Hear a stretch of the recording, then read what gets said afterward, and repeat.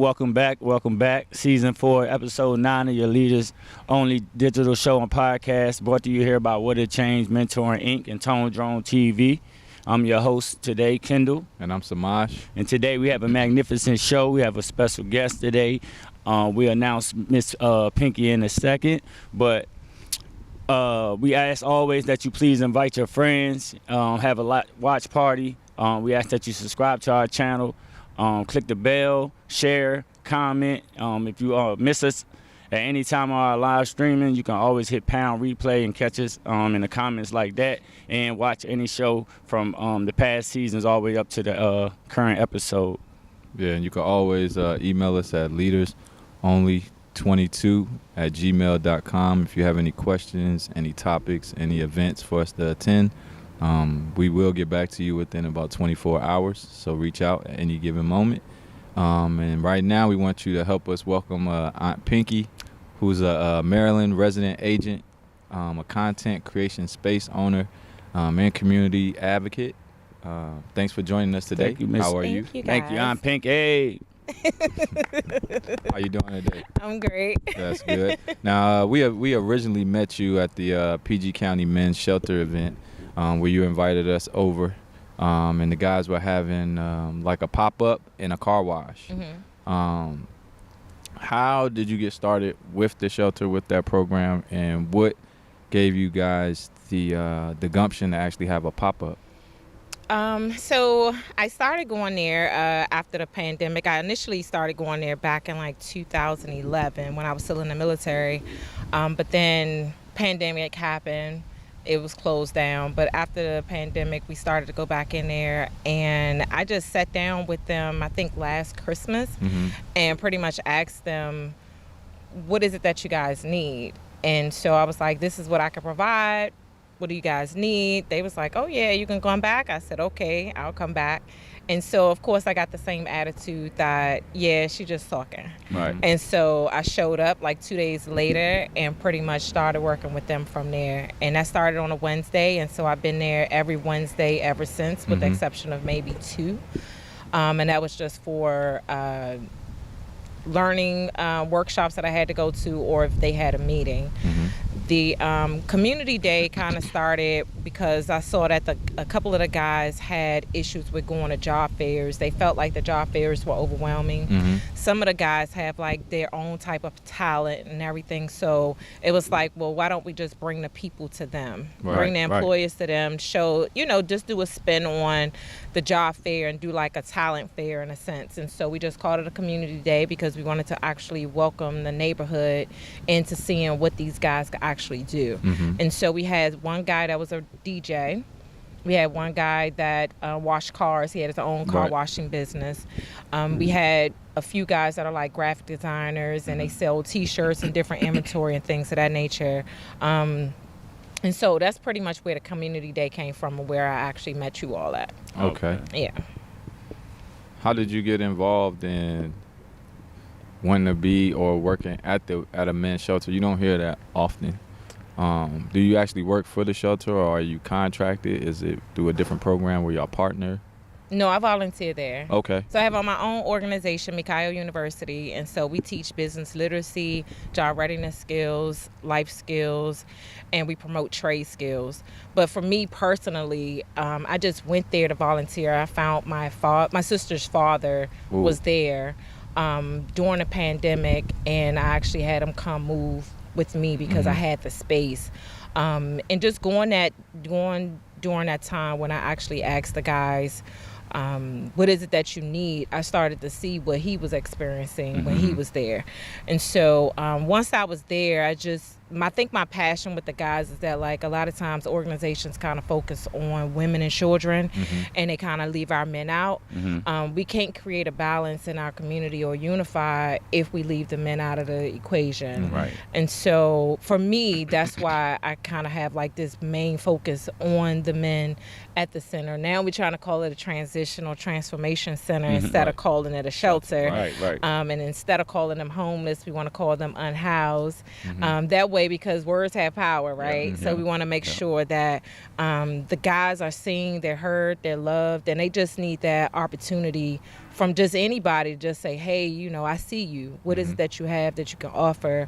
Instead of just everybody talking down to them and treating them as if they're, you know, third-class citizens. Right. Yeah. So also do you feel like you reaching out to them and making it easier because it hit home and because of your military background as well? I don't think the military background had anything to do with it, but just the lack of resources that's put out there. I never really did any volunteer work with the women's or the kids shelters or anything, but I think for me, I'm just kind of, I see it's a need right here. Nobody's, I mean, we have organizations that come in, right? You have the people who come in and they want that edification. They want to get the photo ops, but they really not doing any work, right? So for me, I'm just like, no, I actually want to have conversations with them, like sit one-on-one with the guys. I can go in and I could probably name everybody in the room, you know, without, you know, unless they're a brand new person and I never met them, I can tell you something about that person because I've actually had a conversation with them. And it's easier because it hit home. For sure. How long are they usually there? What's the turnaround? So they initially start off with 60 days. I want to say that starts off with 60 days. That's the emergency side. And then they also have a transitional side where they can stay longer. Okay. All right. And what's the difference? Like, how do you become a part of the transitional side? So from what I remember, you have to produce 3 pay stubs in order to move over to the transitional side. You have to produce 3 pay stubs. But the obstacles that they actually run into is that if they come in and they don't have a birth certificate or a social security card or a driver's license or something like that, you're already talking maybe 2 or 3 weeks in a hole, right? Because you have to have an application to be put into that office and then have to wait for that to get processed, right? So now the person is put in a hole. And what that does to your mental. It kind of breaks it down. For sure. Yeah. It's definitely discouraging. It's very discouraging. And then you have the guys who are returning citizens. That's what I was about to say. And when they're not bringing in any income and you only have 60 days to kind of get yourself together, they have to find the fastest way to make some money. It's a quick temptation. It's a quick temptation. So it's easy to backslide into what it was that you was actually doing before because it's quicker. I need the money. You know.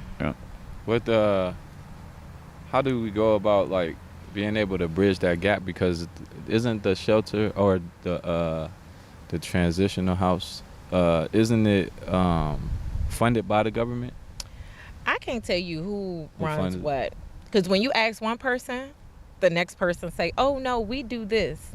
We do this. So it's a lot of finger pointing. So throw it off on somebody else until it's good. So we handle this, we don't handle this, but they handle this, they handle this. And it's always a finger pointing game, you know, when you want to know who gets the raccoons out the building. Right. That's a fact. Well, yeah, I was going to say that there should be some type of communication amongst government agencies to expedite these type of things for people who, you know, are under. I mean, it's basically like being on Section 8 in a sense. They know every single person who's on Section 8. They know they got to regulate it. They got to come inspect it. They know how much money they get. They know everything. Even if you have a visitor, they know it. So to be able to be in tune with these men and in other situations, women and families, there should be some type of program or some person that you should be able to call at the vital records at the Social Security office, so these brothers and sisters don't have to wait that long. How do you go about initiating a program or some type of connection for those type of things? 'Cause I'd be so confused. Like, I know we came over there and then we cooked the time that I came back, I tried to send the pizzas, and that was a headache. But that's just feeding people. You know what I'm saying? Like, people need an avenue to be able to sustain in life, you know? Yeah. And when we just sitting here having a conversation about people returning to society, but you need proper paperwork just to even get an income. How do we like get that heard? Is it through the council members? Is it through the mayor? Like, how do we try to encourage them from relapsing because of parameters that are put in there that are kind of out of their control, but they are in the government's control or they are in those people's control? From what I see, I feel like and it's just my personal opinion, finding out who handles what, who all are the stakeholders involved with the shelter itself, and then finding out who runs it, and then start, putting their feet to the fire. Right. So like that's where I see it. There's no oversight. And then whenever there is someone that comes in, it's kind of like, who's the person that's coming in? Are they just coming to check the block, or are they really like holding some standards? Right. So I had one guy who his food stamps were cut. He had a job at one of the fast food restaurants. His food stamps were cut. And he was like, Miss Carlita, or, he doesn't call me like Pinkie. He calls me Miss Carlita. They cut my food stamps down to $23. Right. And I'm like, but you are a resident here. How? Right.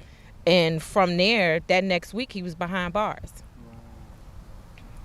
So that's disheartening to me, because I'm just like, you guys failed him. And it wasn't just so much that, because his hours are actually getting cut at his actual job. Right. So they cut his food stamps. To go up.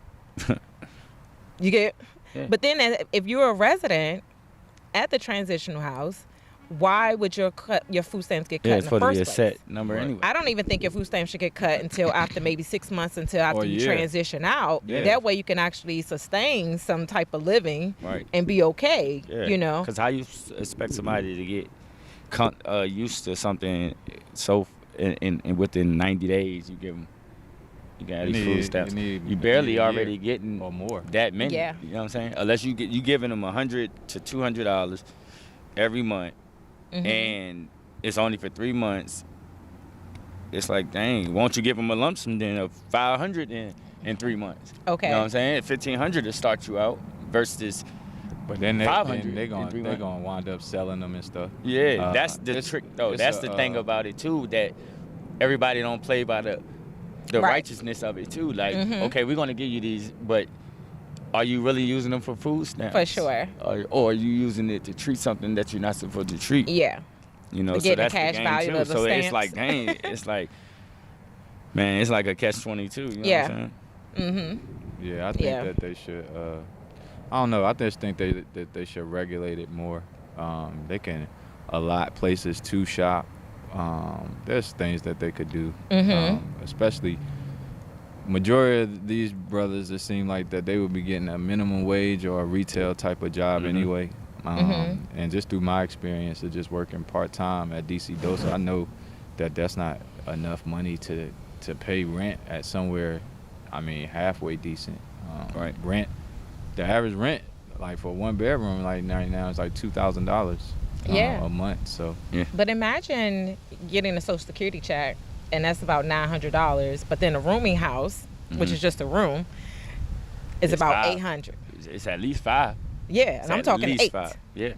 In DC, I've it's actually $8. spoke to some guys who they only receive about $918. It may have gone up, because the fiscal year changed. Right. But their rent is like $800. And then with that, can you work? Are you allowed to work? No, I'm asking. I'm not sure. I don't know. Unless they have a cap. To work if they have if they get that $900, are they still allowed to work? I'm not sure. And if they're getting Social They Security, could work. it might be a cap. I think it's a cap on the hours though. It's a cap. Because I experienced people that work for FedEx on Social Security, but it's a cap on the hours. Yeah. So, yeah. Cap on how much they can actually get. Yeah. Yeah. Can they go to the military? Who? The brothers. The men in there? Yeah. If they meet the requirements, they can. Okay. Do they want to? No, I know they don't want to, but see, that's another thing too. You know what I'm saying? In the world that we've come in, a lot of times we doing what we want to do instead of doing what we need to do. Or we'll turn down help that'll help us get where we need to be, right? Opposed to the way it looks. You know what I'm saying? Yeah. And a lot of times the way it looks, it has to keep you comfort in your comfort zone of going nowhere. Yeah. You have to get comfortable with being uncomfortable. So I get both sides. Like, it's like a double-edged sword. For sure. Especially nowadays, living in the time that we live in, where, people dress up as bums nowadays to go panhandle, and they made that a six-figure business for the year. You know what I'm saying? So I get that. I just feel like if it's there, this is the reason why our show exists for people in the community. Prince George County, especially, like, that's a part of your community. That's why the town hall meetings are important. That's why knowing, like you said, who own what, bringing the board members out. But it takes the community to do that and figure out who these people are so you can actually help. I believe waiting on government funding or the way that people attack a budget is through you having some type of game plan, but then the way that you keep these businesses or these avenues of transition available is through the community support and funding and donations. You know what I'm saying? Like, there's a lot of stuff that we could do. There's always, tens of thousands of people that live in each city. Just imagine if everybody had a $10, like, I'm giving back $10, just, we gotta come up with something. I don't trust in giving it to the shelter or giving it to the government, but that's why we have to have our community leaders and our community groups. So stuff like that can have, like, man, all these households giving just $10, a week or $10 a month. Now we have a budget. Okay, what do our schools? Okay, this program is closing down. We about to keep it open. They about to take the art program out. We just rented a building. It's a house right here. We got an art house. You know what I'm saying? It's just stuff like that where I know that they're wrong, and I know we could put the pressure on them, but the pressure is always better when you have that backing from, the community to where say, we're going to get it done regardless. Yeah. We're just trying to let you know what you should start doing. And it's 2023, man. Like, a lot of these processes been going on for the 90s, 80s. Like, it's been the same worksheet, or they add one line to the application. Like, it's been this way since these are elders who don't want to retire, and in some cases they can't because they didn't do the proper things, but then they won't give up the jobs. Right. So there's no real turnover in these government facilities either. That's a big issue. They done played to know the system so well that 4:15 on Friday, we gonna do this to the phone. We ain't answering when they supposed to be working till 5, and somebody might only have off on Friday, and they've been through 3 calls that had them on the phone for 2 hours apiece. Like, there's like, you know what I mean? And people who go to work gotta realize that y'all are part of the everyday citizen. Like, you're gonna clock out. You know what I mean? You may be a person who need the shelters facility at one point in time. But we have to get into that mindset that, we're working for this company, but we're working for this company to make it better for our people because we don't own. I mean, it ain't no secret, bro. We don't own nothing. Okay? I'm tired of putting a Band-Aid on it and stuff. Like, I don't want to preach to y'all no more. I'm done with that. But, like, when we have these type of conversations, the truth just has to be spoken, man. Sure. I don't want to be rude, and I don't care about arguing and stuff. But somebody got to say it. Like, people going off on rants on Charleston White and stuff, but he hitting the nail on the head. You know what I'm saying? I don't like none of the antics. I don't like when people drink no more. I just don't.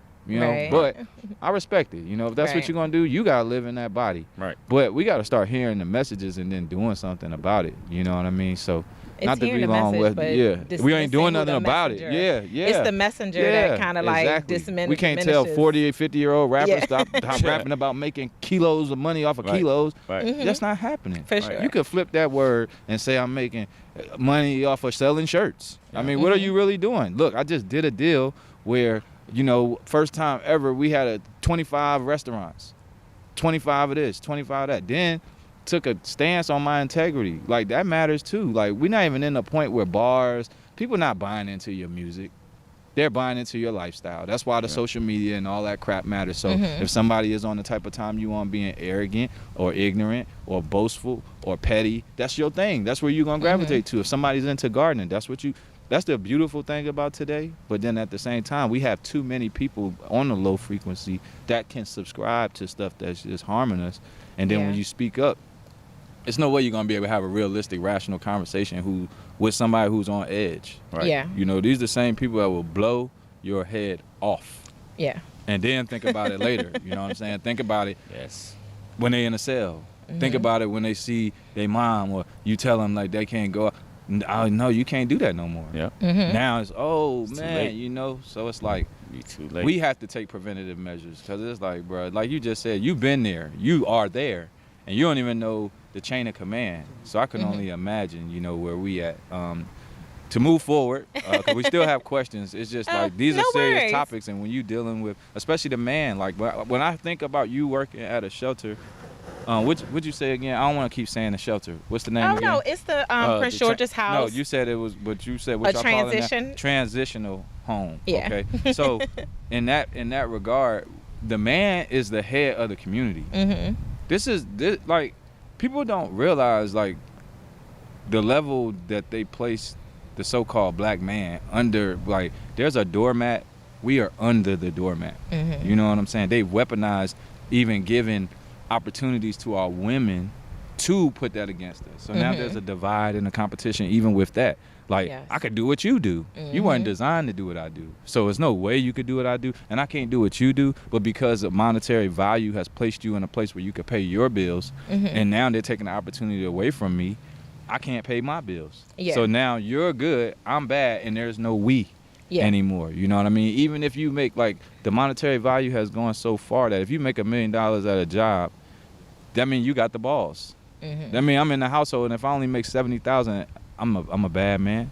Mm-hmm. You know what I'm saying? So we have to do something, man. As a to get- community, yeah, we have get to our guys understand back up. the agenda that's been placed Yeah. against us, and seeing how it all. It didn't just start yesterday, right? It didn't start 10 years ago, because even when I was in school, I felt like it started Mhm. before then. Mhm. But I think I was just a youth, and I could see what was happening Mhm. when the Mhm. crime bill was passed. Right. When, they start cutting the budget for the Mhm. after school programs, so we have to think about those things. Mhm. You Right. had the crack babies, Yeah, right? We yeah, had the yeah. remnants Yeah. of those babies that are actually like having babies, Right. right? Right. So That's where we at now. you understand what I'm saying? So it's kind of like, how do we keep them further in this controlled environment, and how are they going to act Right. in this controlled environment, Right. right? Mhm. It's not so much the crabs in the barrel. It's kind of like, no, why would you want to get out? Right. I'm just going to keep giving you a little bit and a little bit and make you feel like if you make a little bit more, we're going to cut you off. Mhm. Right. Mhm. And then you're going to be struggling. Mhm. Look, before we go any further, man, this is a great conversation. So hold your thought. Before it's too late, man, we never want to hesitate. We always want to encourage you, man, to do your best. Get out there, do something positive. Get your physical well-being right. Get your mentality right. Get your emotional state right. Eat right. Sleep right. Try to meditate and do some activities to keep you sane, man. And if you notice anybody that's doing bad, you notice any triggers, any things out of the unordinary, we got our own emergency line that you can hit at 988. Yes. Mhm. And Sure. if you're into voting, we want to continue to remind you to remain active in voting, especially, like, say, locally. That's where you could actually make a difference. That's where it counts. Check out vote.org. Everything you need to vote is in preparation for the upcoming elections. I'm not even sure when they are. I don't. But please stick together, man. Sticking together would be so much more beautiful than voting. Yes, sir. So, moving forward, before we get out of here, we want to acknowledge you, and also we want to know what this AVM care package is. Oh, oh, you guys saw the. And congratulations on winning, thank you. winning it in October. So we want to know what that is. Oh my goodness. Okay, so the AVM is an arterial venomous malformation. Mhm. And so my youngest daughter, who you guys typically see with me, she's 23 now, but she suffered a stroke when she was 18. Right. And so the AVM is actually what caused her stroke. And so with that, it's very rare. Mhm. And so you don't know about it unless it ruptures or you got like a brain scan or something like that. And so I'm her caregiver, right? And so the guy who awarded the package to me, AVM Superhero, he's someone that I've connected to because for me as a caregiver, I'm just like, I didn't prepare as a mom to become a caregiver. Mhm. You prepare your kids to go off to do their great things, Mhm. and you prepare for empty nest syndrome. And so for me, it's kind of like, oh no, you gotta take care of this. Right. So you're a caregiver, you Right. know, and so that's where I'm at. So after connecting with him, because it's not that the community is small of people who have AVMs or people who are caregivers and everything, but to actually speak to someone who actually suffered a stroke due to the AVM, it was heartfelt for me. And so that is something that in his organization, he awards caregivers or stroke survivors packages and things like that. And so he reached out and was just like, hey, you won, you know, and I was That's just super like, dope. me? Like what? Right. And so to actually get like a package with some tea and you know, like some mugs and things Right. like that people was thinking about me. That was It was dope. just like, it was so heartfelt.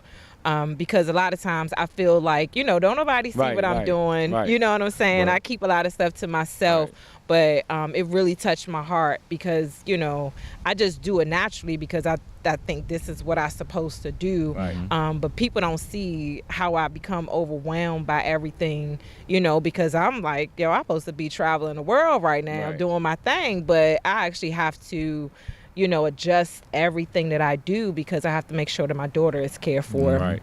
That's still with me. Yeah, That's dope. I definitely. Yeah, but that's what it Definitely is, the feel that. ABM. Yes, sir. And what is what's Wellness Wednesday? Wellness Wednesday is what we kind of like call Wednesday at the transition center, because not only do we do like resume writing and do the job readiness training, we do we have people who come and talk to the men, even if it's just about mental health. Like this week we talked about SAD, the seasonal attensive disorder, Right. and making sure the guys are taking care of their brothers and things like that, just making sure you're looking out.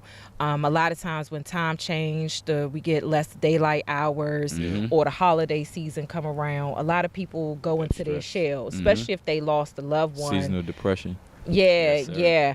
And so we talked about that. We talked about cleanliness and things like that, and just the basics, and not people knowing what the basics are sometimes, you know, when it comes to keeping places clean, cleaning your body and keeping your space clean and things like that. It's based off of how you were raised, you know. You had that type of conversation, but that was just with me. But then we Right. also have people who come in, like my friend Zach, the great Zach Tate, who does his Who Are You workshop. And then Mr. Alexander Campbell and Mr. Lewis, they come in and they do their workshop, and everything kind of happens on Wednesdays. Okay. I had Bo Yoga come in and she did some yoga with the guys. That was like such a dope, fun experience. One guy left and was like, oh, I feel like a feather, you know? But we had the Stubbs show, so Shadonna Stubbs came over and she did a workshop on perspective, you know, one of the Wednesdays. So it's just one of those days that, like, because I've been going on Wednesdays, I kind of get the most active members to come by and participate. And so we kind of just dubbed it Wellness Wednesday. Anything that we could do to help them. They had HIV testing, hepatitis A and B testing, anything, you name it. So like we a do networking it. day.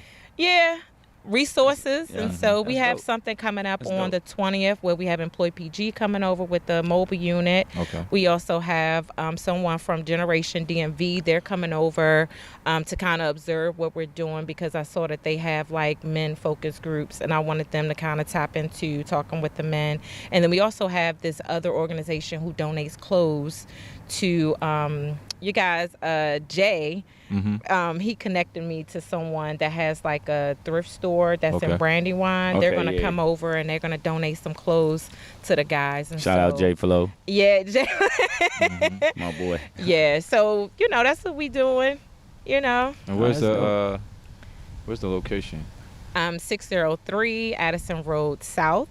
South, Yes. right? Mhm. Very specific. Yes. 603 Addison Road And they put South, the S Capitol Heights. after. Yeah. Capitol Heights, Maryland 20743 is the address. How can people get in contact with you? With me? Phone number, email address, whichever. What's the most comfortable way? IG. So IG, I am at Aunt Pinkie, Pinkie. On Instagram, I am, what else? My phone number is 1-800-991-7929. And my email address is Carlita, CARLITA at THEMIKIO.com. And where's the content facility? Oh, the content creation space is at 4812 St. Barnabas Road, actually down the street from here, Yeah. in Temple Hills, Maryland. And last but not least, do you have any affirmation you can leave with us today? If I can have what? Any affirmations? Affirmations. Let's go. I know you got it. Ooh, me? Yeah. Oh, man. I don't know. An affirmation? I don't know. What you tell your guys? I see you. I hear you. I love you. That's it. Yeah. That's it. Yeah. That's what we practice That's a and good we one. preach. So Yeah. I have them get up and I have them say that to themselves. Yeah, dope. for sure. Yeah, definitely try to incorporate affirmations. If you don't know what that is, it's just like speaking to the universe, and to yourself, about things that you want to manifest. Yeah. So mine's You gotta believe it. You so gotta mine's think in it. is You gotta believe it. every day I wake up and say I'm great, I'm Mhm. different, and I change. 'Cause I Okay. have. Awesome. Yeah. Yeah, I say like that that. every day. I like that. But then closing, man, we really appreciate you. Thank you. You hope you were comfortable. No, I'm good. Knock the jitters out. No, it's the sun. Appreciate y'all. Our friend the sun. This is your Leaders Only show, digital and podcast. Live streaming every Sunday at 2:30 at the Garden in Temple Hills. We appreciate y'all joining us on our season 4, episode 9. We hope that you enjoy Aunt Pinkie. We hope you enjoyed Samaj.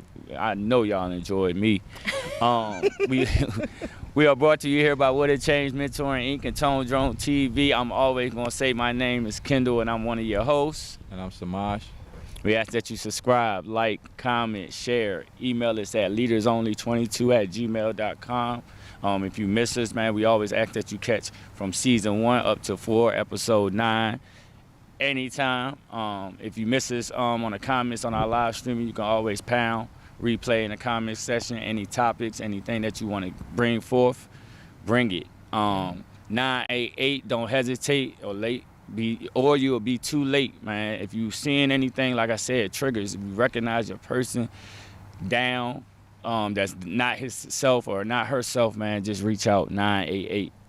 It's been a great day. We appreciate you again. I appreciate that. Thank you. Peace. Awesome.